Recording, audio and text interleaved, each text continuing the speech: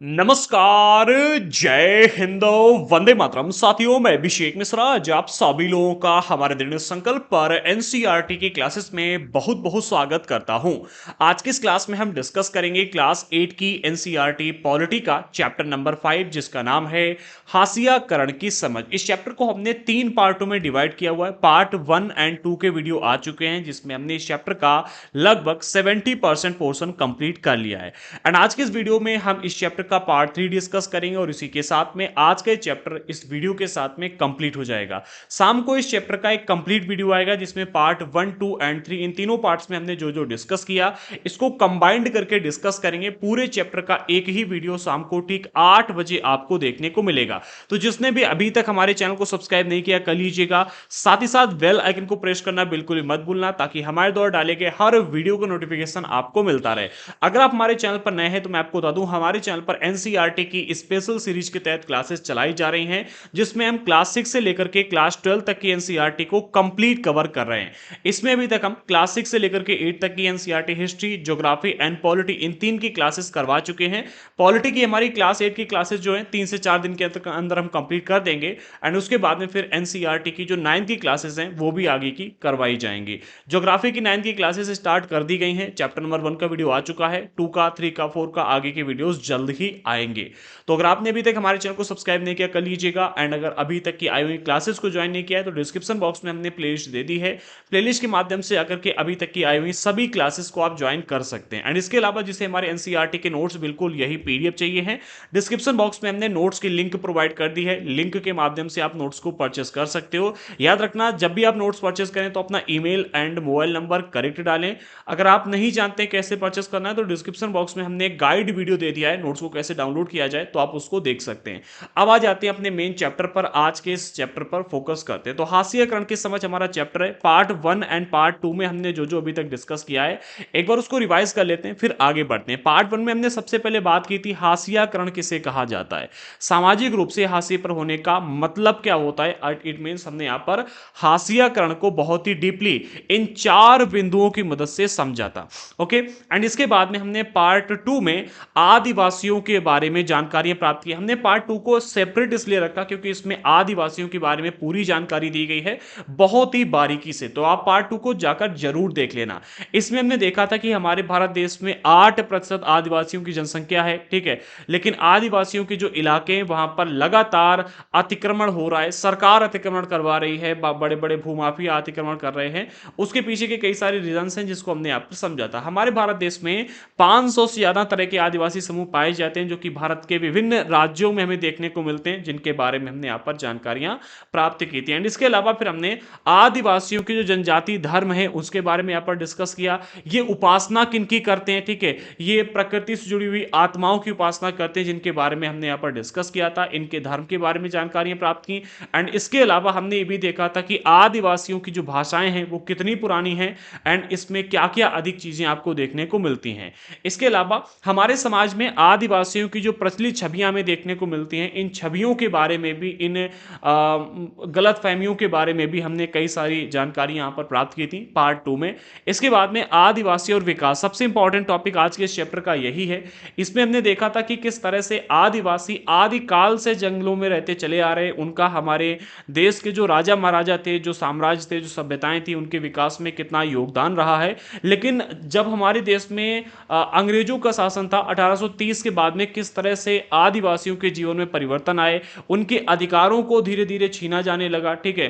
पहले अगर आप देखो तो आदिवासी कभी भी इन राजाओं के, रजवाड़ों के, रियासतों के अधीन नहीं रहे, लेकिन आज के टाइम पर आदिवासी दर दर भटकने के लिए मजबूर हो चुके हैं, ठीक है। सभी की बात नहीं कर रहा, बहुत सारे आदिवासी समूह ऐसे जो शहरों में जाकर मजदूरी करने लगे, पहले ऐसा नहीं था, ठीक है। तो आदिवासियों के जीवन में परिवर्तन कैसे आया, इन 200 सालों के अंदर इनकी आर्थिक स्थितियां कैसे बदल गई, इन वन नीतियों की वजह से, राजनीतिक दबावों की वजह से, उस चीज को हमने यहां पर डिस्कस किया। इसमें अगर हम देखें तो बहुत सारे क्या है कि वन भूमियों को साफ कर दिया गया है, खनन करवाया जा रहा है, ठीक है। बहुत सारी औद्योगिक परियोजनाएं चलाई जा रही हैं, जिससे कि आदिवासियों की जमीनों को छीना जा रहा है, ठीक है।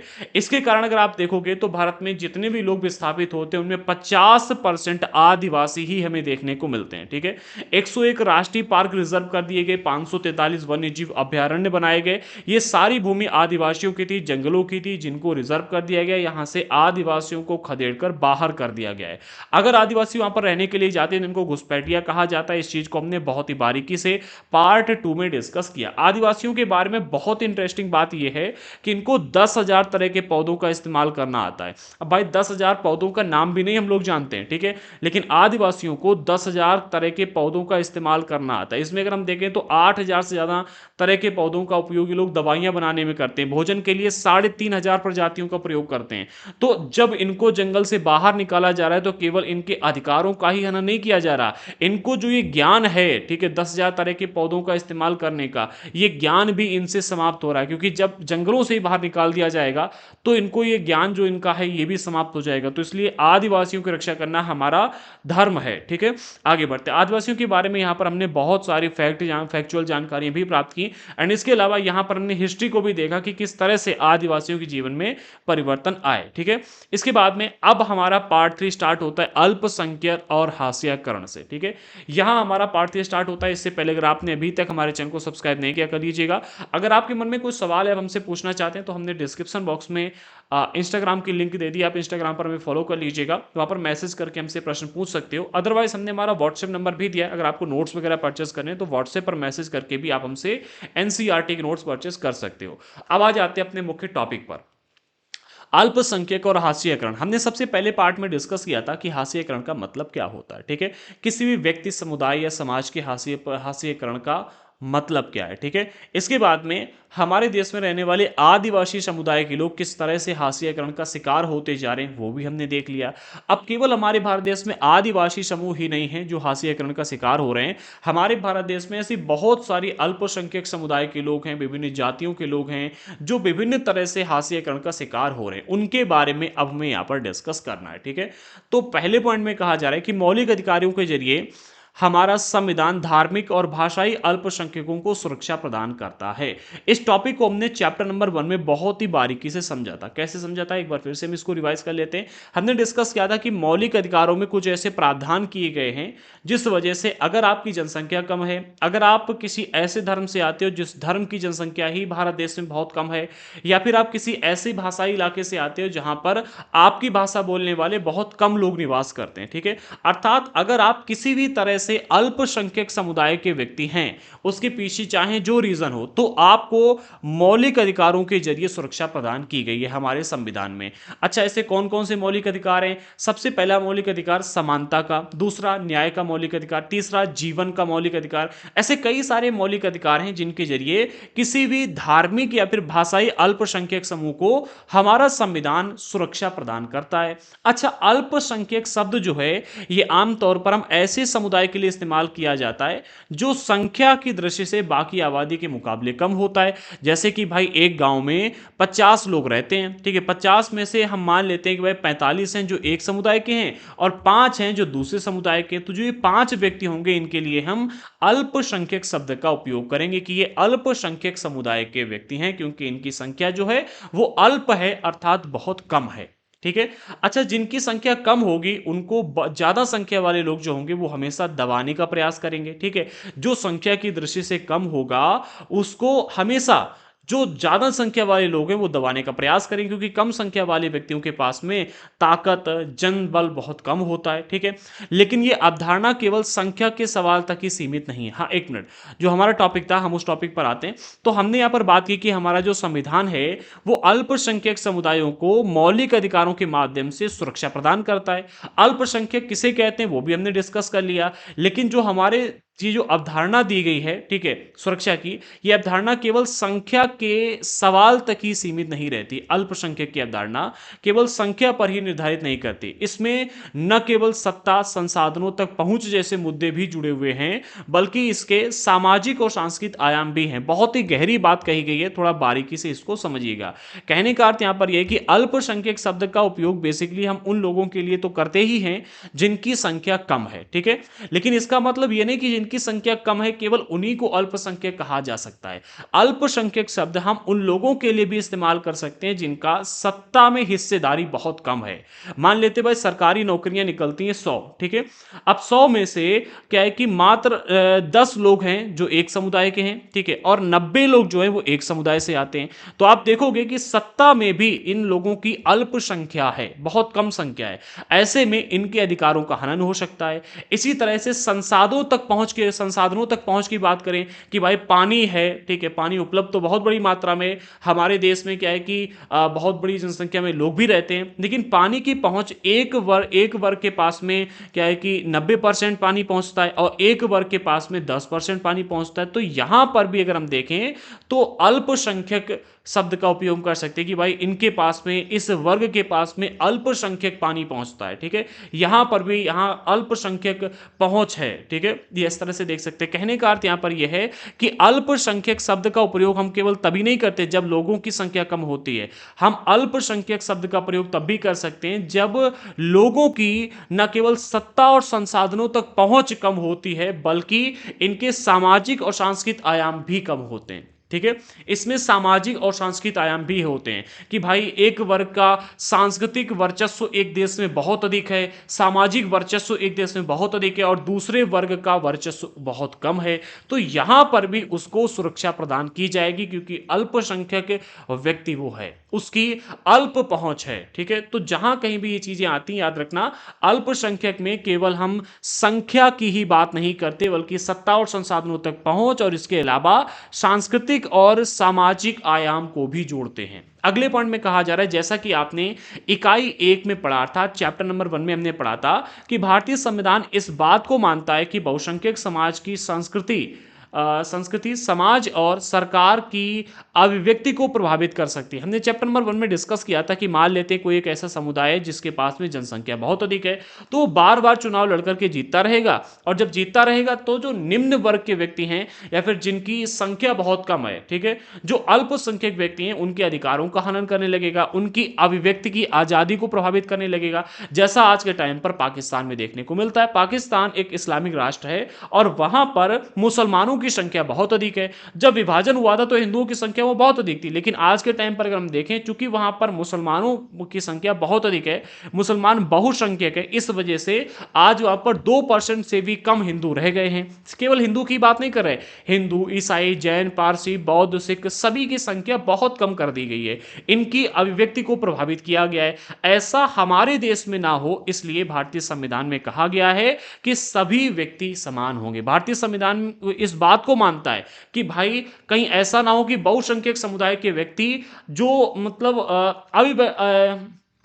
अल्पसंख्यक समुदाय के लोग हैं उनकी संस्कृति, उनकी अभिव्यक्ति को प्रभावित ना कर लें। इसके लिए क्या हुआ, ऐसी सूरत में छोटा आकार घाटे की बात साबित होगा, अर्थात जिनकी संख्या कम है उनको भारत में रहते हुए भी उनकी अभिव्यक्ति की आजादी छिन जाएगी और उनके लिए घाटे की बात साबित होगी। और संभव है कि छोटे समुदाय हाशिए पर खिसकते चले जाएं, अर्थात वो अपने अधिकार के लिए बोल ना पाए, संसाधनों का प्रयोग ना कर पाए, उनको हमेशा हाशियाई समुदाय होने का एक गिल्ट अंदर से महसूस होता रहे। ऐसे में अल्पसंख्यक समुदायों को बहुसंख्यक समुदाय की संस्कृति के सांस्कृतिक वर्चस्व की आशंका से बचाने के लिए सुरक्षात्मक प्रावधानों की जरूरत पड़ती है कि कहीं ऐसा ना हो कि भाई जो बहुसंख्यक समुदाय के व्यक्ति हैं वो अल्पसंख्यक समुदाय के व्यक्तियों को दबा लें, उनके अभिव्यक्ति को प्रभावित करें, उनकी जनसंख्या को कम करने का प्रयास करें। ऐसा ना हो इसके लिए सुरक्षात्मक प्रावधानों की जरूरत पड़ती है। भाई हम अच्छे हैं ये बात हम जानते हैं, बट आगे आने वाली हमारी पीढ़ी भी अच्छी होगी या सभी लोग अच्छे होंगे हम इसकी तो गारंटी ले नहीं सकते। इसलिए संविधान ने इस बात की गारंटी ली है कि कोई भी व्यक्ति इन अल्पसंख्यक समुदायों के अभिव्यक्ति को प्रभावित नहीं कर पाएगा और इसके लिए कुछ सुरक्षात्मक प्रावधानों की व्यवस्था की गई है। सुरक्षा प्रावधानों की व्यवस्था के माध्यम से बहुसंख्यक समुदाय जो है अल्पसंख्यक समुदायों की सांस्कृतिक वर्चस्व को प्रभावित नहीं कर सकता या उनकी अभिव्यक्ति को प्रभावित नहीं कर सकता। ये प्रावधान उन्हें भेदभाव और नुकसान की आशंका से भी बचाते हैं। किससे? एक तो भेदभाव और दूसरा नुकसान नुकसान की आशंका से कि भाई भेदभाव ना हो उनके साथ में, और दूसरा उनके साथ में किसी तरह का नुकसान ना किया जा सके। ठीक है, नुकसान में कई सारी चीजें आती हैं, सभी तरह के नुकसानों से बचाने के लिए और सभी तरह के भेदभावों से बचाने के लिए कि भाई सत्ता में उनको जगह नहीं मिल रही, ये भी एक प्रकार का भेदभाव है, उनको भोजन नहीं मिल पा रहा, ये भी एक तरह का भेदभाव है, उनको संसाधनों तक उनकी पहुंच नहीं है, ये भी एक तरह का भेदभाव। तो इन सभी प्रकार के भेदभाव और उनके जीवन का नुकसान, उनकी शिक्षा का नुकसान और भी कई सारे नुकसानों से बचाने के लिए इन सुरक्षात्मक प्रावधानों की व्यवस्था की गई है। कुछ खास परिस्थितियों में छोटे समुदाय अपने जीवन संपत्ति और कुशल क्षेम के बारे में असुरक्षित महसूस कर सकते हैं। किन किन क्षेत्रों में? कुछ खास परिस्थितियों में। ठीक है, हर परिस्थिति में नहीं, कुछ खास परिस्थितियों में ऐसा हो सकता है कि छोटे समुदाय के जो व्यक्ति हैं, अल्पसंख्यक समुदाय के जो व्यक्ति हैं, वो अपने आप को क्या महसूस करें? अपने जीवन संपत्ति या फिर कुशल क्षेम के बारे में कि भाई हम यहाँ पर कुशलता से, आजादी से रह पाएंगे कि नहीं रह पाएंगे, हमारी संपत्ति सुरक्षित रहेगी या नहीं रहेगी, हमारी संपत्ति आगे बढ़ेगी नहीं बढ़ेगी, इन क्षेत्रों में असुरक्षित महसूस कर सकते हैं। असुरक्षा की जो ये भावना है तब और बढ़ जाती है जब अल्पसंख्यक और बहुसंख्यक समुदायों के संबंध तनावपूर्ण होते हैं। ठीक है, तो ऐसा ना हो इसके लिए सुरक्षात्मक प्रावधानों की आवश्यकता पड़ती है और इन सुरक्षात्मक प्रावधानों को हमारे संविधान में रखा गया है। अच्छा, कौन कौन से सुरक्षात्मक प्रावधान है, ये अगले चैप्टर नंबर 6 में हम पढ़ेंगे, जिसमें हम देखेंगे कि भाई हाशियाकरण से निपटने के तरीके क्या क्या हैं। वहां पर हम उन सभी प्रावधानों को देखेंगे जो प्रावधान हाशियाई समाज उपयोग करते हैं अपने आप को सुरक्षा प्रदान करने के लिए, इस तनावपूर्ण संबंध में अपनी सुरक्षा को बरकरार रखने के लिए। ठीक है, आगे बढ़ते हैं। अगले पॉइंट में अब हमें डिस्कस करना है संविधान में इन सुरक्षा व्यवस्थाओं के बारे में। ठीक है, तो अगले पॉइंट में कहा जा रहा है संविधान में इन सुरक्षाओं की व्यवस्था इसलिए की गई है कि हमारा भारतीय संविधान सांस्कृतिक विविधता की सुरक्षा और समानता व न्याय की स्थापना के प्रति संकल्पबद्ध है। देखो, हम कहते हैं कि भाई हमारा देश जो है एक लोकतांत्रिक राष्ट्र है और लोकतांत्रिक राष्ट्र में सभी को आज़ादी मिलनी चाहिए, सभी तरह की आज़ादी, जैसे कि अभिव्यक्ति की आज़ादी, धर्म की आज़ादी, किसी भी धर्म को अपना सकते हैं, कुछ भी बोलने की आज़ादी। ठीक है, हर तरह की आज़ादी यहाँ पर होनी चाहिए।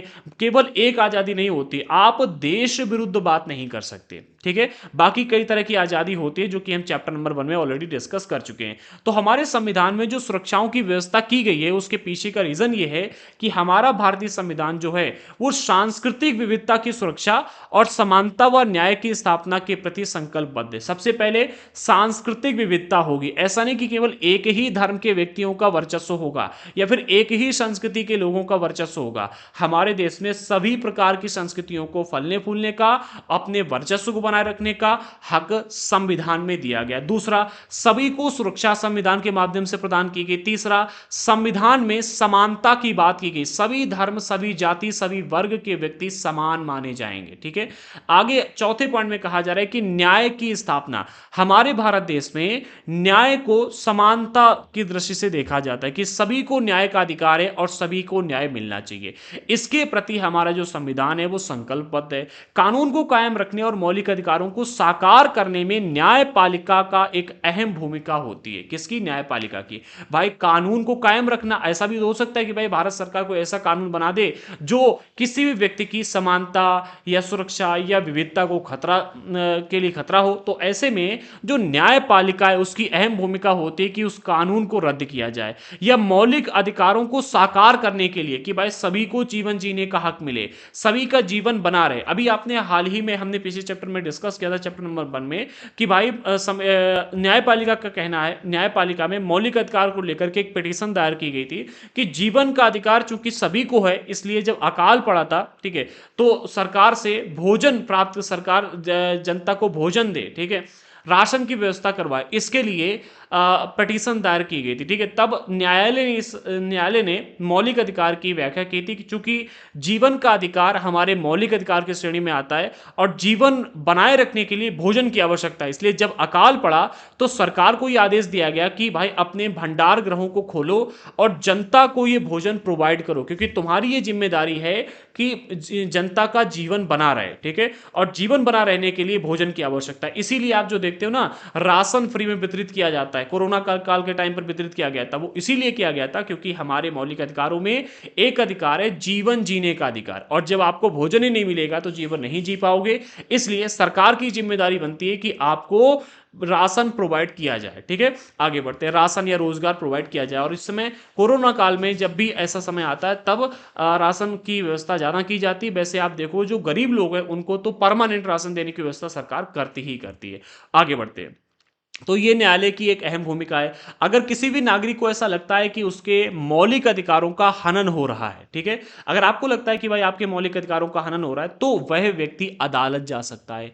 आइए अब इन प्रावधानों पर रोशनी में मुसलमानों के संदर्भ में हास्यकरण को समझें। देखो हमने यहाँ पर समझ लिया है कि भाई हमारे देश में रहने वाले जो आदिवासी समुदाय के लोग हैं वो किस तरह से हास्यकरण का शिकार हो रहे हैं।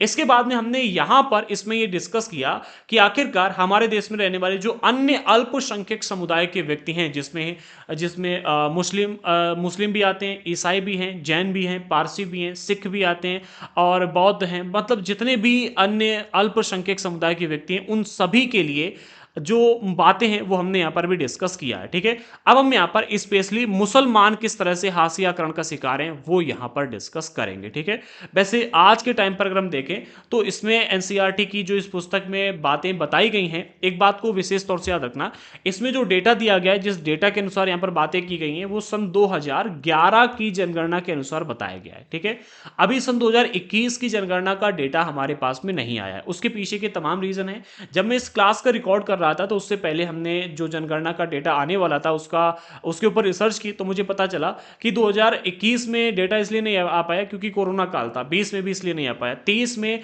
जनगणना कराने की तैयारी की जा रही थी बट वो नहीं करवा पाए। ठीक है, 24 में अभी क्या है कि आपकी आचार संहिता लगी हुई है, ठीक है, और अभी जनगणना नहीं कराई जा सकती क्योंकि चुनाव वगैरह हैं। 2024 के लास्ट तक उम्मीद की जा रही है कि जनगणना करवाई जाएगी और उसके बाद में 2024 के लास्ट में या 2024 के 25 के स्टार्टिंग में ये डेटा आएगा। ठीक है, जनगणना का पूरा डेटा आएगा। तो अभी हम जो यहाँ पर बात करने वाले हैं वो 2011 की जनगणना के अनुसार करने वाले, और 2011 से अब तक अगर आप देखोगे तो लगभग 13 साल हो चुके हैं। ठीक है, और 13 साल में बहुत सारी परिस्थितियां बदल जाती हैं। ठीक है, 13 साल एक बहुत ही लंबा टाइम पीरियड होता है। ठीक है, 13 साल में बहुत सारी परिस्थितियां बदलती हैं। अभी क्या है कि 2011 की जनगणना के अनुसार जो डेटा दिया गया उसको हम यहाँ पर स्टडी करेंगे और उसी के अनुसार आगे बढ़ेंगे। ठीक है, और 2011 की जनगणना के अनुसार अगर हम देखें तो मुसलमानों की जनसंख्या जो भारत में थी, ठीक है, वो थी 14.2%। आज के टाइम पर बढ़ गई है। बहुत सारे लोग अपनी अपनी बातें रखते हैं कि भाई आज तो 30% हो चुके हैं, 20% हो चुके हैं, 22%, 25%, कुछ लोग तो 40% भी कहते हैं। ठीक है, हमें उन बातों पर अभी ध्यान नहीं देना है। ठीक है, तो पहले पॉइंट में यहां पर कहा जा रहा है कि 2011 की जनगणना के अनुसार भारत की आबादी में मुसलमानों की संख्या 14.2% है। उन्हें हाशियाई समुदाय माना जाता है। हाशियाई समुदाय क्यों माना जाता है? क्योंकि इनकी जनसंख्या बहुत कम है। इसके अलावा अन्य कई क्षेत्रों में भी जो कारण हमने आपको पिछले पार्ट 1 में डिस्कस किए थे वो सभी कारण, ठीक है, मतलब उनमें से कुछ कारण इन मुसलमानों के साथ में अप्लीकेबल होते हैं, मतलब अप्लाई होते हैं। ठीक है, जिस वजह से मुसलमानों को हमारे यहाँ पर हाशियाई समुदाय माना जाता है। जिनमें से एक कारण तो ये हो गया कि इनकी जनसंख्या कम है, दूसरा शिक्षा कम है, तीसरा इनके पास में संसाधनों की कमी रहती है। ऐसे कई सारे रीजंस हैं। ठीक है, क्योंकि दूसरे समुदायों के मुकाबले उन्हें सामाजिक आर्थिक विकास में उतने लाभ नहीं मिले, यह भी एक कारण है। ठीक है, कि भाई जितने दूसरे समुदायों को सामाजिक और आर्थिक विकास के लिए लाभ मिले उतने मुसलमानों को नहीं मिल पाए हैं। विभिन्न स्रोतों से ली गई निम्नलिखित 3 सारणियों से पता चलता है कि मूलभूत सुविधाओं, साक्षरता और सरकारी नौकरियों के हिसाब से मुस्लिम समुदाय की स्थिति कैसी है। देखो हम यहां पर 2011 के डेटा की बात करेंगे। ठीक है, अभी परिस्थितियां काफी बदल चुकी हैं। ठीक है, तो अगर नया डेटा आ जाता है तो आप उसके अनुसार ही आगे एग्जाम्स में लिखना जा करके। अगर आप इस डेटा के अनुसार लिख रहे हैं तो आप 2011 के डेटा के अनुसार इसको मेंशन जरूर कर देना, जैसा कि एनसीईआरटी में यहां पर जगह जगह पर मेंशन किया गया है। ठीक है, अभी परिस्थितियां काफी बदल चुकी हैं। ठीक है, लेकिन जब तक नया डेटा नहीं आता हमें इसी डेटा को मानना होगा। ठीक है, तो पहले यहां पर बात की जा रही मूलभूत सुविधाएं किन मुसलमानों, हिंदू, सिख, ईसाई इनके पास में कितनी कितनी है वो हमें यहाँ पर डिस्कस करना है। सबसे पहले अगर हम हिंदू धर्म के पास में देखते हैं तो हिंदू धर्म के 65.4% लोगों के पास में पक्का घर है, 75.2% लोगों के पास में बिजली है और नल का पानी 43.7% लोगों के पास में है। वही अगर हम मुसलमानों के पास में देखेंगे तो हिंदुओं से थोड़ा कम अर्थात 63.8%, हम कह सकते हैं लगभग 64% लोगों के पास में यहाँ पर अब पक्का घर है। ठीक है, ज्यादा डिफरेंस नहीं है। ठीक है, केवल 2% का ही यहाँ पर हमें डिफरेंस देखने को मिल रहा है। ठीक है, इसके अलावा बिजली जो है 67% लोगों के पास में, 67.5 अर्थात 67.5% लोगों के पास में। नल का पानी यहाँ पर सबसे कम मुसलमानों के पास आपको देखने को मिलता है जो है 35.5%। नल का पानी अर्थात शुद्ध पानी, ये 2011 के डेटा के अनुसार है, अभी परिस्थितियां बदल चुकी हैं। ईसाई की अगर बात की जाए तो ईसाई हिंदू और मुसलमान इन दोनों लोगों से आगे हैं।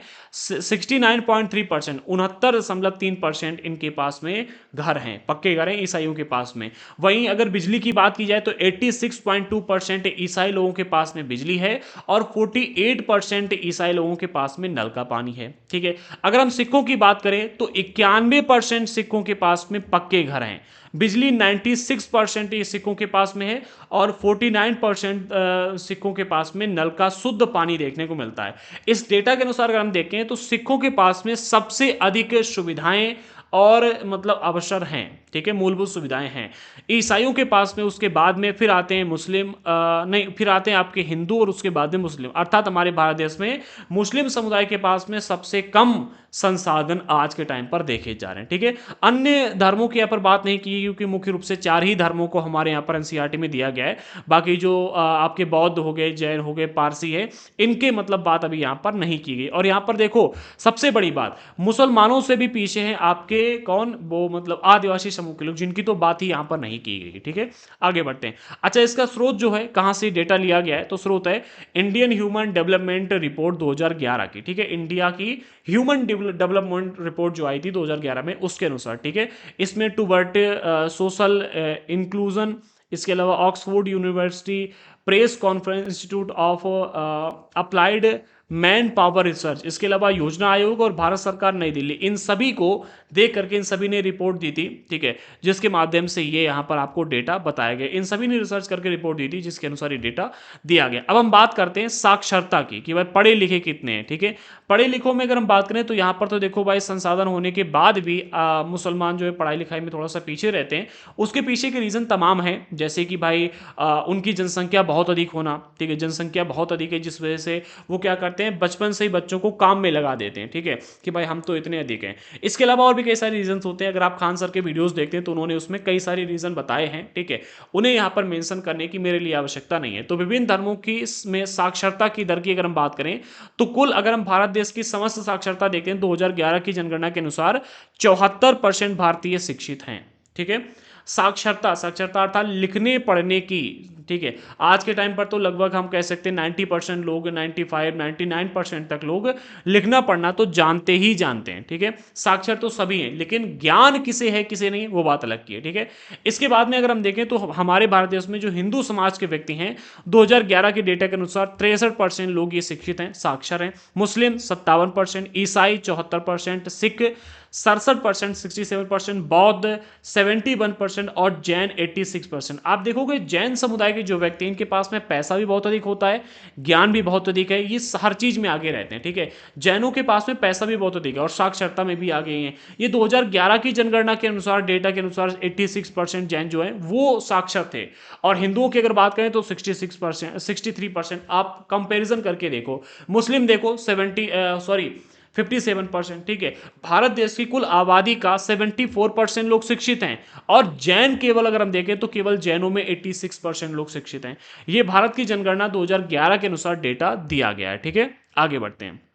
अभी तो मतलब 99.9% लोग शिक्षित तो होंगे ही होंगे, जिसकी मैं मतलब उम्मीद करता हूं। बाकी डेटा आने के बाद में ही बात कर सकते हैं। जब तक डेटा नहीं आता है तब तक आप 2011 की जनगणना के अनुसार ही इसको लिखेंगे, याद रखना। सरकारी नौकरी में मुसलमानों का अगर अनुपात देखा जाए, ठीक है, तो भारत देश में जितने सारे के सारे मुसलमान हैं, ठीक है, सभी मुसलमानों में से जैसे कि मान लेते हैं 100 मुसलमान हैं, ठीक है, तो 100 में से 13.5% मुसलमान जो हैं वो मुसलमानों की 13.5% आबादी सरकारी नौकरी में है। ठीक है, सरकारी नौकरी करती है। ये कब की 2011 के डेटा के अनुसार यहाँ पर बताया जा रहा है कि मुसलमानों की संपूर्ण भारत में जितनी भी जनसंख्या है उसका 13.5% सरकारी नौकरी करता है। इसमें अगर हम भारतीय प्रशासनिक सेवा आईएएस में देखते हैं तो 3%, भारतीय पुलिस सेवा में देखते हैं तो 4%, ठीक है, यानी कि आईपीएस में, आईएएस आईपीएस में बहुत कम है। इसके अलावा अगर हम विदेश सेवा में देखते हैं, भारतीय विदेश सेवा में, तो उससे भी कम, अर्थात 1.8% केवल। इसके बाद में केंद्रीय सार्वजनिक क्षेत्रीय इकाइयों में अगर हम देखते हैं पीएसयू सेक्टर में, तो यहां पर 3.3% मुसलमान ही जॉब कर रहे हैं, ठीक है। इसके अलावा राज्य स्तर में सबसे अधिक हैं, 10.8%। अलग अलग राज्यों में अगर हम देखते हैं तो 10.8% मुसलमान जो हैं वो सरकारी नौकरी कर रहे हैं। इसके अलावा बैंक एवं रिजर्व बैंक में अगर हम देखते हैं तो 2.2% मुसलमानों की संख्या जो इन क्षेत्रों में हम देखते हैं वो कम है। स्पेशली विदेश सेवा में तो बहुत ही कम है, ठीक है। बाकी अन्य धर्म के लोग जो हैं 98.2% लोग भारतीय विदेश सेवा में अन्य धर्म से आते हैं, लेकिन भारतीय में मुसलमान धर्म से केवल 1.8% लोग ही कार्यरत हैं, ठीक है। तो ये डेटा मतलब हमें बताता है कि भाई 2011 में मुसलमानों की स्थिति क्या थी शिक्षा के क्षेत्र में। अब भाई देखो, जितने परसेंट लोग शिक्षित होंगे वही लोग इन क्षेत्रों में जाकर के लग पाएंगे, ठीक है। अच्छा, इसका स्रोत क्या है? तो भारत में मुस्लिम समुदाय की सामाजिक, आर्थिक और शैक्षणिक स्थिति प्रधानमंत्री के उच्च स्तरीय समिति की रिपोर्ट 2006 के अनुसार ये डेटा दिया गया है, ठीक है। आगे बढ़ते हैं। हाँ, ये 2006 की रिपोर्ट आई थी, उसके अनुसार डेटा दिया गया है। अब हम आगे बात करने वाली इनसे जुड़े हुए कुछ और मुख्य तत्वों की, जिनको यहां पर हम देखें कि इसका सोल्यूशन कैसे निकाला गया। तो इस पॉइंट में कहा जा रहा है, इस बात को ध्यान में रखते हुए कि मुसलमान विकास के विभिन्न संकेतों पर पिछड़ा हुआ है, चाहे शिक्षा के क्षेत्र में देखें, रोजगार के क्षेत्र में देखें, सरकारी नौकरी में, या फिर हम अन्य सुविधाओं के क्षेत्र में देखें, तो मुसलमान लगभग हर क्षेत्र में पिछड़ा हुआ हमें देखने को मिलता है। सरकार ने 2005 में एक उच्च स्तरीय समिति का गठन किया था, ठीक है, जिसने ये रिपोर्ट दी थी, ठीक है।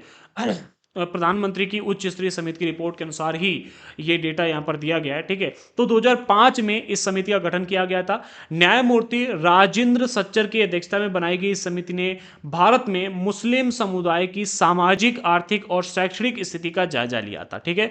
पूरा का पूरा मतलब मुस्लिम समुदाय का यहां पर जायजा लिया गया था कि मुसलमान की सामाजिक स्थिति कैसी है, शिक्षा के क्षेत्र में मुसलमान कैसे है, ठीक है। इसके अलावा आर्थिक स्थिति कैसी, इन तीनों क्षेत्रों में इनका जायजा लिया गया है। रिपोर्ट में इस समुदाय के हाशियाकरण का विस्तार से अध्ययन किया गया। ये मतलब बहुत ही विस्तार से बताया गया कि किस तरह से मुस्लिम समुदाय आज के टाइम पर हाशियाकरण का शिकार है, ठीक है। मतलब हाशियाकरण का विस्तार से यहां पर अध्ययन किया गया और मतलब बताया भी गया। समिति की रिपोर्ट से पता चलता है कि विभिन्न सामाजिक, आर्थिक और शैक्षणिक संकेतकों के हिसाब से मुसलमान की स्थिति अनुसूचित जाति और अनुसूचित जनजाति जैसे अन्य हाशियाई समुदायों से मिलती जुलती है। अर्थात हमारे भारत देश में जो नीची जात के लोग कहे जाते हैं, उनके पास जैसी शिक्षा है, उनके पास जैसे संसाधन हैं, जैसी आर्थिक स्थिति है, जैसी सामाजिक स्थिति है, बिल्कुल उनसे मिलती जुलती स्थिति हमारे यहाँ के मुसलमान समुदाय की है, ठीक है। अर्थात हमारे यहाँ पर जो कैसे अनुसूचित जाति और अनुसूचित जनजाति के लोगों के पास में संसाधन थे, वैसे ही संसाधन उन्हीं से मिलते जुलते चीजें आपको देखने को मिलेंगी मुसलमान समुदाय के पास भी, ठीक है। उदाहरण के लिए 7 से 16 साल की उम्र में मुस्लिम बच्चे अन्य सामाजिक धार्मिक समुदायों के बच्चों के मुकाबले औसतम काफी कम साल तक ही स्कूली शिक्षा ले पाते हैं। कहने का अर्थ यहाँ पर यह है कि भाई मुसलमान समुदाय के जो बच्चे हैं, ठीक है, 7 से लेकर 16 साल के बच्चों में अगर हम देखते हैं तो औसतम बहुत कम बच्चे ऐसे हैं जो 7 से 16 साल तक की भी शिक्षा ले पाते हैं। फिर से समझो, उदाहरण के लिए 7 से 16 साल तक की उम्र के मुस्लिम बच्चे अन्य सामाजिक धार्मिक समुदायों के बच्चों के मुकाबले औसतन काफी कम उम्र तक, यानी कि हो सकता है 10 साल तक ही शिक्षा ले पाए, जबकि अन्य धर्म के जो बच्चे हैं वो 16 साल उससे भी ऊपर की शिक्षा ले पा रहे हैं। लेकिन मुसलमान धर्म के जो बच्चे हैं, मुसलमान समुदाय के जो बच्चे हैं, वो 16 साल तक की भी शिक्षा नहीं ले पाते हैं, बहुत अधिक मात्रा में, ठीक है। ये यहां पर बताया जा रहा है। अच्छा, हमारे यहां पर तो फ्री में शिक्षा मिल रही है, ठीक है, सरकारी स्कूल खुले हुए हैं, फिर ये क्यों नहीं ले पा रहे शिक्षाएं, ठीक है, इसका भी प्रश्न बनता है। अब आप कहोगे वहां पर पढ़ाई नहीं होती है, तो अन्य धर्म के जो हमारे यहां पर लोग हैं, जैसे कि जो अनुसूचित जनजाति के लोग हैं, अनुसूचित जाति के लोग हैं, जो इनके ही समान स्थितियों में रहते हैं, वो कैसे शिक्षा ले पा रहे हैं और ये कैसे शिक्षा नहीं ले पा रहे? यहां पर कारण बनते हैं थोड़े से विपरीत। यहां पर क्या होता है कि मुसलमानों ने अपनी एक मानसिक स्थिति ऐसी बना करके रखी हुई है कि धंधा करो, ठीक है, अलग अलग क्षेत्र, बचपन से ही कमाने में लग जाओ, मजदूरी कर लो, ये करो वो करो, पढ़ाई में क्या रखा है, और भी कई सारी चीजें, ठीक है, अल्लाह हमें देगा। तो यहाँ पर क्या है कि हर क्षेत्र में अल्लाह या फिर ईश्वर कुछ नहीं करने वाला है, आपको पढ़ाई करनी होगी।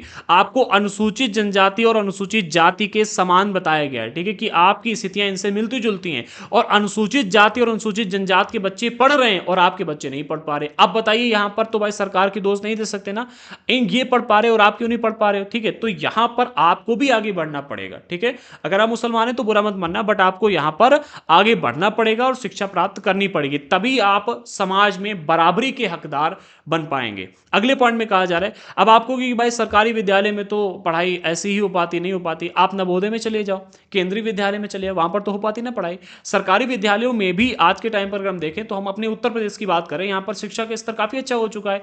ये स्कूल बने बढ़िया नहीं है, ठीक है, लेकिन जो वहां पर टीचर पहुंचाए गए हैं आज के टाइम पर, जो नए टीचर जा रहे हैं वो पढ़े लिखे हैं और बहुत अच्छे ढंग से पढ़ाते भी हैं, ठीक है। मैं कई सारे स्कूलों को जानता हूं, स्पेशली हमारे इलाके का जो स्कूल है, हमारे गांव के स्कूल को तो सम्मानित किया गया उत्तर प्रदेश के लेवल पर, ठीक है, कि आपके यहां पर बहुत ही अच्छी पढ़ाई हो रही है। मैंने कई सारे स्कूलों का जायजा भी लिया हुआ है, तो ऐसा नहीं कि पढ़ाई नहीं हो रही है, पढ़ने वाला होना चाहिए, ठीक है। टीचर पढ़े लिखे पहुंच रहे हैं, आप उनको फोर्स करो, आप स्कूल में जाकर को कि आप हमारे बच्चों को क्यों नहीं पढ़ा रहे हो, ठीक है। भाई सरकार आपको सुविधा दे सकती है, उससे आपको लाभ खुद लेना होगा, ठीक है। अगले पॉइंट में कहा जा रहा है, मुसलमानों के आर्थिक व सामाजिक हास्यीकरण के कई पहलू हैं, ठीक है। आर्थिक और सामाजिक हास्यीकरण, एक तो आर्थिक क्षेत्र में ये कमजोर है और दूसरा सामाजिक क्षेत्र में। इसका कोई एक दो कारण नहीं, कई सारे कारण हैं। दूसरे अल्पसंख्यकों की तरह मुसलमानों के भी कई रीति रिवाज और व्यवहार मुख्य धारा के मुकाबले काफी अलग होते हैं।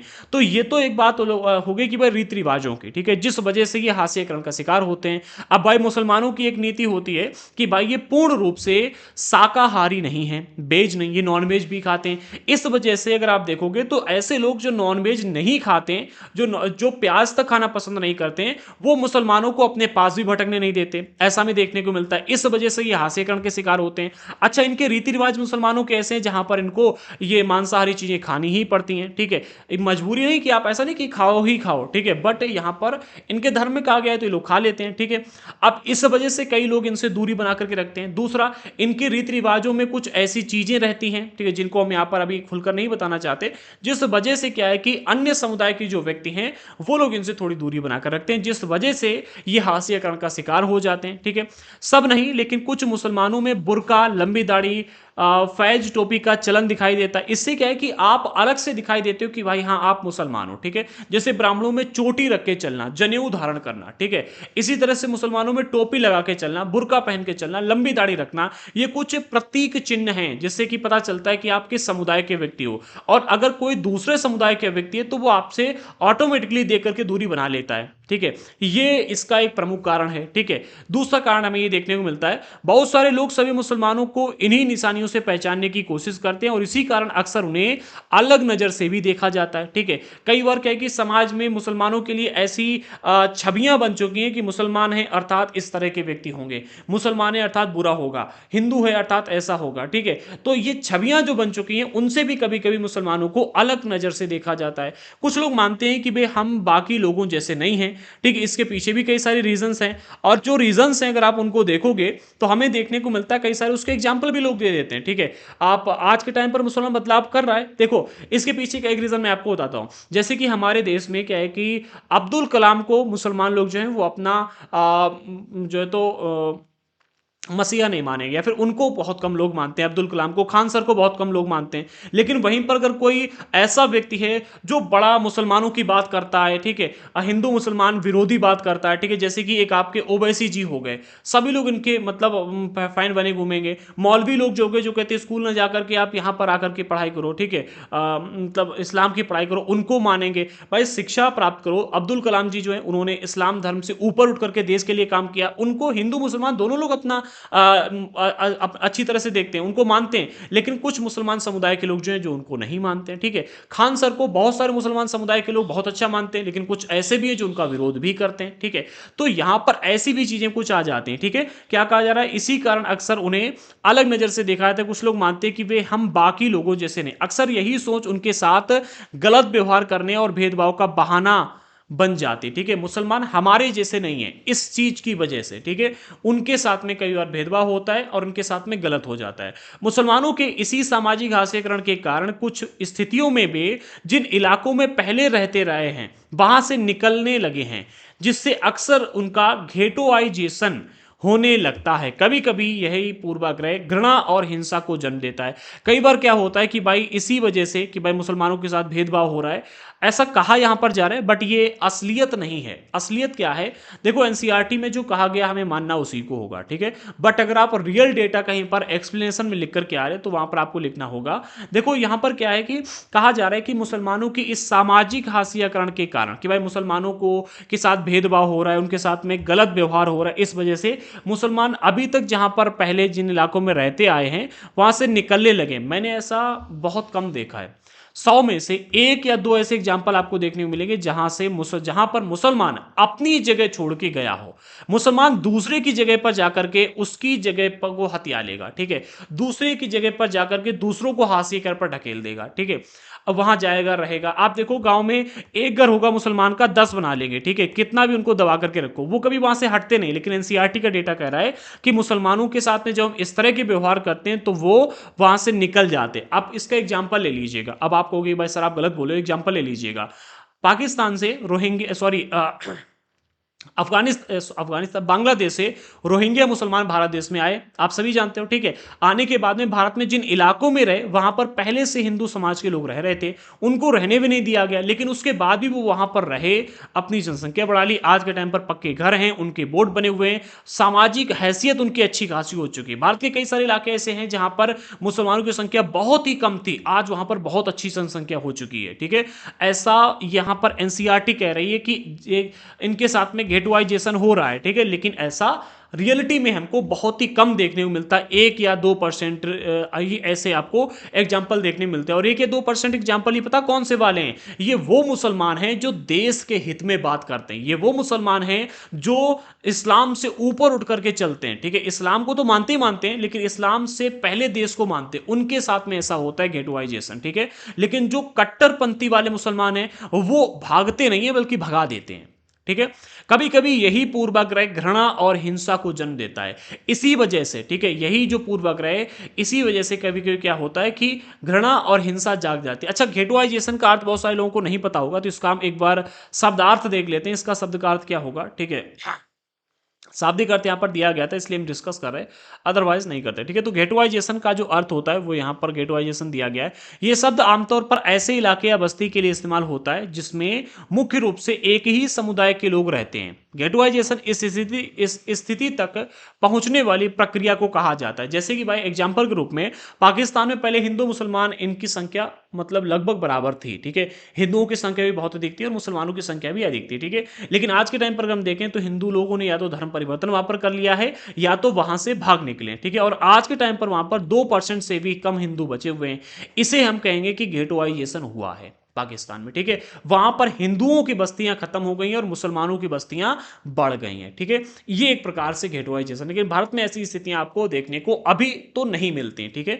ये शब्द जो है गेटवाइजेशन आमतौर पर ऐसे इलाके या बस्ती के लिए इस्तेमाल होता है जिसमें मुख्य रूप से एक ही समुदाय के लोग रहते हैं, ठीक है। और घेटोआइजेशन इस स्थिति तक पहुंचने की प्रक्रिया को कहा जाता है कि यहां पर अब केवल एक ही समुदाय के लोग रह गए। यह प्रक्रिया विभिन्न सामाजिक, सांस्कृतिक और आर्थिक कारणों पर आधारित हो सकती है। ऐसा भी हो सकता है कि पहले किसी इलाके में गरीब लोग रहते थे, अमीर लोग रहते, दोनों लोग रहते थे, लेकिन अब केवल वहां पर अमीर लोग ही हैं। गरीब लोगों ने वहां से पलायन कर लिया, तो इसे भी हम कहेंगे घेटोआइजेशन। या सामाजिक स्थिति सभी की समान नहीं थी, अब सभी की समान सामाजिक स्थिति वाले रहे, तो इसे भी घेटोआइजेशन कहा जाएगा, ठीक है। भय या दुश्मनी भी किसी समुदाय को एकजुट होने के लिए मजबूर कर सकती है, क्योंकि अपने समुदाय के लोगों के बीच रहने पर उन्हें ज्यादा राहत मिलती है। भाई हिंदुओं के बीच में रहेंगे तो हमें थोड़ा सा सेफ फील होगा, हम मुसलमानों के बीच में रहेंगे तो हमें, अगर हम मुसलमान हैं तो हमें वहां पर सेफ फील होगा, ठीक है। तो इसमें भी कभी कभी क्या होता है कि ऐसा लोग प्रिफर करते हैं कि हम अपने समुदाय के बीच में रहेंगे। इस समुदाय के पास आमतौर पर वहीं से निकल पाने का के ज्यादा विकल्प नहीं होते हैं। एक मिनट, इस समुदाय के पास आमतौर पर वहां से निकल पाने के ज्यादा विकल्प नहीं होते हैं, जिसके कारण वह से समाज से कटता चला जाता है। हाँ, मतलब एक अगर अलग समाज का व्यक्ति है तो उसकी यहाँ पर बात की गई है, ठीक है। तो हमने यहाँ पर बात कर ली है गेटवाइजेशन की, इन चीजों की हमने यहाँ पर मुसलमानों के बारे में डिस्कस कर लिया है। अब पूरे चैप्टर का निष्कर्ष हमें यहाँ पर देखना है, ठीक है। तो पहले बिंदु में कहा जा रहा है, एक मिनट, पहले बिंदु में कहा जा रहा है, इस अध्याय में हमने यह समझने का प्रयास किया कि हाशियाकरण समुदाय होने का क्या मतलब होता है। पार्ट 1 में डिस्कस किया था हाशियाकरण समुदाय, फिर हाशियाई समुदाय होने का मतलब क्या होता है। ठीक है, हमने विभिन्न हाशियाई समुदायों के अनुभवों के जरिए इस बात को समझने का प्रयास किया कि इन समुदायों के हाशिए पर जाने के अलग अलग कारण क्या क्या हैं। ठीक है, हाशिए पर पहुंचने के कारण क्या क्या होते हैं ये भी हमने पार्ट 1 में डिस्कस किया। प्रत्येक समुदाय इसको अलग अलग तरह से महसूस कर सकता है। ठीक है, जो भी हमने आगे डिस्कस किया था कि भाई जैसे कि मुसलमान समुदाय के व्यक्ति हैं तो वो हाशिएकरण का शिकार कैसे होते हैं और किस तरह से महसूस करते हैं। आदिवासी समुदायों के बारे में हमने डिस्कस किया। ठीक है, अल्पसंख्यक समुदायों के बारे में ऑलरेडी डिस्कस कर चुके। हमने ये भी देखा कि हाशिएकरण का संबंध अभाव, पूर्वाग्रह और शक्तिहीनता के एहसास से जुड़ा हुआ है। ठीक है, किसी चीज का अभाव होना, पूर्वाग्रह होना या फिर शक्तिहीनता, इन तीन चीजों से हाशियाकरण का संबंध डायरेक्टली जुड़ा होता है। ठीक है, और अधिकतर हाशियाकरण जो महसूस होता है उसके पीछे के ये तीन कारण ही होते हैं। ठीक है, आगे हमारे देश में कई और हाशियाई समुदाय हैं। दलित भी इसी तरह का एक समुदाय है। ठीक है, दलितों को भी हाशियाई समुदाय कहा जाता है। ठीक है, उसके पीछे कई रीजन है जो कि आप अगर थोड़ा सा ध्यान इसके ऊपर करोगे तो आपको ऑटोमेटिकली माइंड में आ जाएंगे। हास्यकरण से कमजोर सामाजिक हैसियत ही नहीं पैदा होती बल्कि शिक्षा व अन्य संसाधनों तक पहुंच भी बराबर नहीं मिल पाती। क्या कहा जा रहा है, हास्यकरण से केवल कमजोर सामाजिक हैसियत ही पैदा नहीं होती कि भाई जो लोग हैं हाशिया समुदाय के लोग कमजोर हो गए, समाज में उनकी स्थिति कमजोर है, बल्कि शिक्षा और अन्य संसाधनों तक उनकी पहुंच भी बराबर नहीं मिल पाती। ठीक, इस वजह से वो नीचे चले जाते हैं। ठीक है, बढ़ते ही बढ़ते जाते हैं, नीचे चले ही चले जाते हैं। अगले पॉइंट में कहा जा रहा है इसके बावजूद हाशियाई समुदाय का जीवन भी बदला जा सकता है। इन सभी परिस्थितियों के होने के बाद भी हम हाशियाई समुदायों के जीवन को बदल सकते हैं। कैसे बदल सकते हैं इस चीज को समझो। कोई भी हमेशा एक ही तरह से हाशिए पर नहीं रहता। ठीक है, एक ही तरह से कोई भी हाशिए पर नहीं रहता। आज हमारे पास पैसा नहीं है, कल हो जाएगा। आज हम अशिक्षित हैं, कल शिक्षित हो जाएंगे। ठीक है, आज हमारी भाषा थोड़ी सी अच्छी नहीं है, कल हम अच्छी भाषा सीख लेंगे। आप देखोगे अक्सर जब कोई व्यक्ति गांव में रहता है तो उसकी भाषा, उसकी स्थितियां, उसके व्यवहार अलग होते हैं। वही व्यक्ति अगर शहर में जाकर रहने लगता है और 5 साल तक मात्र शहर में रहेगा, देखो वो उसकी सारे के सारे हाव भाव, पहनावा, बोलना सब बदल जाएगा। ठीक है, इसी तरह से अगर कोई व्यक्ति गरीब है और उसकी सरकारी नौकरी लग जाए, उसकी भी स्थितियां बदल जाती हैं। तो कोई भी हमेशा एक ही तरह से हाशिए पर नहीं रहता। अगर हम हाशिएकरण के इन उदाहरणों पर ध्यान दें जो अभी तक हमने देखे, ठीक है, कि इन दोनों समुदायों के पास भी संघर्ष और प्रतिरोध का एक लंबा इतिहास रहा है। ठीक है, जो अभी हमने जैसे कि एक हमने देखा आदिवासियों का, एक हमने अल्पसंख्यक समुदायों का उदाहरण देखा, एक हमने मुसलमानों का देखा। तो इन सभी समुदायों के पास में संघर्ष और प्रतिरोध इसका एक लंबा इतिहास रहा है। आदिवासी तो 200 साल से संघर्ष करते चले आ रहे हैं। ठीक है, आज के टाइम पर अगर हम देखें तो हमारे भारत देश में आदिवासी समुदाय के बहुत बड़े बड़े पद पर लोग बैठे हुए देखने को मिल जाएंगे। ठीक है, इसी तरह से मुसलमानों में भी लंबा इतिहास रहा है, इन्होंने संघर्ष और प्रतिरोध भी किया है। आदिवासी प्रतिरोध करने में तो बहुत आगे हैं। ठीक है, लेकिन फिर भी उनकी नहीं चल पाती है क्योंकि उनके पास में शिक्षा की कमी है, संसाधनों की कमी है और भी कई सारी चीजें। ठीक है, तो हाशियाई समुदाय अपनी सांस्कृतिक विविधता बनाए रखना चाहता है। कौन, हाशियाई समुदाय क्या रखना चाहता है, सांस्कृतिक विविधता बनाए रखना चाहता है कि भाई हमारे जैसे कि भाई किसी छोटी संस्कृति वाले व्यक्ति हैं तो वो चाहते हैं कि भाई हमारी भी संस्कृति बनी रहे। ठीक है, अपनी सांस्कृतिक विविधता बनाए रखना चाहते हैं और साथ ही अधिकारों, विकास और अन्य अवसरों के में बराबर का हिस्सा भी चाहते हैं। वो चाहते हैं कि भाई हमें भी बराबर का हिस्सा मिले। ठीक है, सांस्कृतिक विविधता हमारी बनी रहे, हमारे अधिकारों का हनन ना हो, हमारा विकास होता रहे और हमें भी जो अन्य समुदायों को अवसर मिलते हो मिलते रहे। ठीक है, सभी अवसरों का लाभ मिले। अगले अध्याय में आप जानेंगे कि विभिन्न समुदायों में हाशियाकरण का सामना किस तरह से किया। ठीक है, विभिन्न समुदायों ने हाशियाकरण का सामना किस तरह से किया, अभी वो भी देख लेते हैं। ठीक है, चैप्टर बाद में डिस्कस करेंगे पर एक बार देख लेंगे। ठीक है, तो अगला हमारा चैप्टर रहेगा वो हम डिस्कस करेंगे। अभी शब्द संकलन देखते हैं, यहां पर है, एक मिनट। हाँ, शब्द संकलन चैप्टर में कुछ शब्दों का प्रयोग किया गया जिनको यहां पर हम अर्थ उनका देख लेते हैं। ऊंच नीच, ठीक है, तो व्यक्तियों या चीजों, एक मिनट, व्यक्तियों या चीजों की एक क्रमिक व्यवस्था। ठीक है, व्यक्तियों या फिर चीजों की क्रमिक व्यवस्था यानी कि क्रम के माध्यम से 1 2 3 4। ठीक है, क्रम हो गया तो नंबर 1 मान लेते सबसे बड़ा है, दूसरा सबसे छोटा है, तीसरा दूसरा, तीसरा, चौथा। ठीक है, यानी कि क्रम व्यवस्था। ठीक है, आमतौर पर ऊंच नीच की सीढ़ी सबसे निचले पायदान ऊंच नीच की सीढ़ी के सबसे निचले पायदान पर वे लोग होते हैं जिनके पास सबसे कम ताकत होती है। जाति व्यवस्था ऊंच नीच की व्यवस्था है जिसमें दलितों को सबसे नीचे माना जाता है। तो आई होप कि इसका अर्थ सभी लोग जानते होंगे। ठीक है, मुझे इसका बहुत अधिक एक्सप्लेनेशन देने की आवश्यकता नहीं है। ओके, आगे बढ़ते हैं। गेटवाइजेशन को हमने समझ ही लिया, ज़्यादा टाइम वेस्ट नहीं करेंगे। मुख्य धारा की अगर हम बात करें तो कायदे से किसी नदी या जलधारा के मुख्य बहाव को मुख्य धारा कहा जाता है। ठीक है भाई, नदी चल रही है तो नदी के बीच में जो जल होगा वो मुख्य धारा का जल कहा जाएगा। ठीक है, इस अध्याय में, और जो किनारे पर जल होगा, ठीक है, किनारों पर जल होगा उसे कहा जाएगा कि मुख्य धारा से किनारे पर हो गए। ठीक है, इस अध्याय में ये शब्द ऐसे सांस्कृतिक संदर्भ के लिए इस्तेमाल किया हुआ है जिसमें वर्चस्वशाली समुदाय के रीति रिवाजों और प्रचलनों को ही सही माना जाता है। ठीक है, यानी कि हमने स्टार्टिंग में ही कहा था कि भाई हास्यकरण उसे कहते हैं जिसमें किसी समुदाय, व्यक्ति या फिर किसी समूह के व्यक्तियों को मुख्य धारा से अलग कर दिया जाए, मुख्य धारा से बाहर कर दिया, यानी कि किनारे पर ढकेल दिया जाए। ठीक है, तो उसी तरह से यहाँ पर कहा जा रहा है कि जो आज के इस चैप्टर में इस शब्द का प्रयोग हमने ऐसे सांस्कृतिक संदर्भ के लिए किया है जिसमें वर्चस्वशाली समूह के रीति रिवाजों और प्रचलनों को ही सही माना जाता है। इस क्रम में उन लोगों या समुदायों को भी मुख्य धारा कहा जाता है जिन्हें समाज का केंद्र माना जा रहा है, जैसे बहुधा शक्तिशाली और वर्चस्वशाली समूह।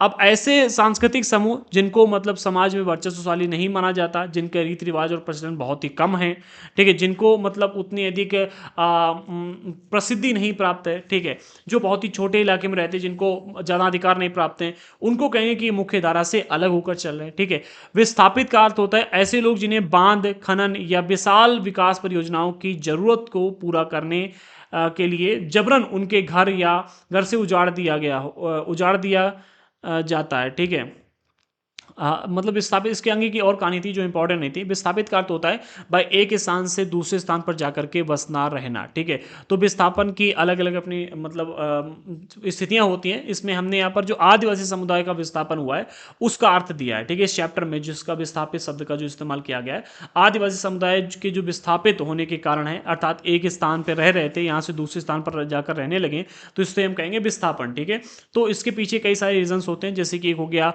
उनकी जगह पर बांध बनाया गया तो उन्हें यहाँ से यहाँ जाकर विस्थापित होकर रहना पड़ा, खनन करना शुरू कर दिया गया तो उन्हें फिर अपनी जगह छोड़ के जाना पड़ा, विशाल विकास परियोजनाएं शुरू हुई तो उसके लिए भी उनको विस्थापित होना पड़ा। ठीक है, बार बार उनके घर को उजाड़ दिया जाना, ये विस्थापित की लिस्ट में आता है। ठीक है, आगे की जो डेफिनेशन है वो हम बाद में डाल देंगे, मैंने इस पर ध्यान नहीं दिया था। ठीक है, पीडीएफ जो आपको मिलेगा, पीडीएफ में पूरी डेफिनेशन होगी।